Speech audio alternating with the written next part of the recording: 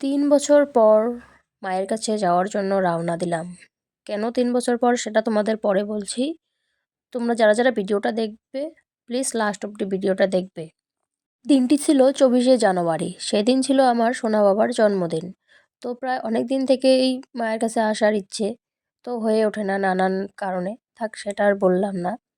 তো বিয়ের আগে অনেকবার আসছি, কিন্তু বিয়ের পর এবারই প্রথম, তাও আবার আমার সোনা বাবাকে নিয়ে, মানে ছেলেকে নিয়ে। তো ওইদিন ছিল আমার সোনা বাবার জন্মদিন। তো ভাবলাম জন্মদিনের উপলক্ষে যাই, একটু মায়ের কাছে দর্শন করে আসি, যাতে মা আমার সোনা বাবাটা খুব ভালো রাখে, সুস্থ রাখে।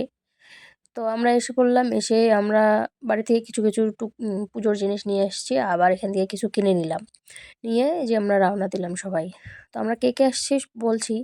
তো এই যে পুজোর সব কিছু কিনে নিলাম, নিয়ে বোন একটা নিচে, ও পুজো দেবে আলাদা, আমি আমাদের জন্য নিলাম। নিয়ে আমরা মন্দিরের মায়ের কাছে যাওয়ার জন্য হাঁটছি, যে সিঁড়ি দিয়ে উঠছি। তো কথা হলো সেদিন ছিল বিয়ে, মানে বিয়ের তারিখ। প্রচুর ভিড় ছিল মন্দিরে। তো এই যে দেখো মন্দির, তোমরা অনেকেই আসছো, নতুন করে আর কিছু দেখানোর নাই। এটা হলো বগরিবাড়িতে মহামায়া মন্দির, মা মহামায়ার মন্দির। কিন্তু এতদিন পরে যাওয়ার পরেও মার দর্শন পেলাম না। আগে আমি জানতাম না যে ২টোর পর মন্দির বন্ধ হয়ে যায়। সেদিন আমরা প্রায় যেতে যেতে ২টো বেজে গেছে, কারণ বড় গাড়ি পাইনি, অটো করে গেছি। তো অটো করে যেতে যেতে একটু সময় লেগে গেছে, আর গিয়ে দেখি মন্দির বন্ধ করে দিয়েছে। আর এদিকে তো বান্দরের খুব উৎপাত, যে যাবে তোমরা প্লিজ সবাই সাবধানে যাবে। তো মন্দিরের বাইরে পুজো টুজো দিয়ে নিলাম। আর কি বলবো, পুজো দর প্রসাদ সব কিনে নিয়ে গেছে।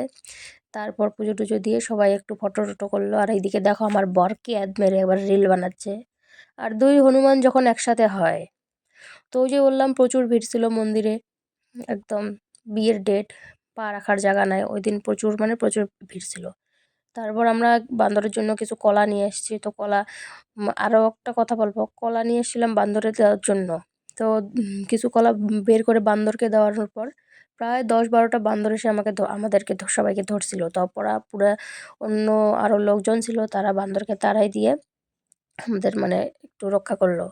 পরে আমরা শেষ হলো ঘোরাফেরা, ফটোশ্যুট করলে এখন আমরা বাড়ি যাওয়ার উদ্দেশ্যে রওনা দেই, কারণ আজকে বাবার জন্মদিন যেহেতু একটু বাড়িতে যেয়ে আবার কেক টেক কাটতে হবে। তো যেতে যেতে সন্ধ্যা অন্ধকার হয়েই যাবে।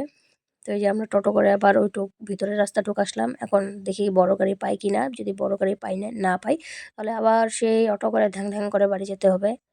তো ঠিক সেটাই হয়েছে ওই দিন। আমরা বড় গাড়ি পাইনি, অটো করেই গেছিলাম। অটো করে গেলে প্রায় আরও কিছুক্ষণ সময় বেশি লাগে। তো এই যে আমরা বাড়ির উদ্দেশ্যে রওনা দিলাম, প্রায় আধা রাস্তা পেয়ে গেছি। ভিডিওটি কেমন লাগলো অবশ্যই জানাবে, আর আমার পেজটি ফলো করতে ভুলবে না। ধন্যবাদ।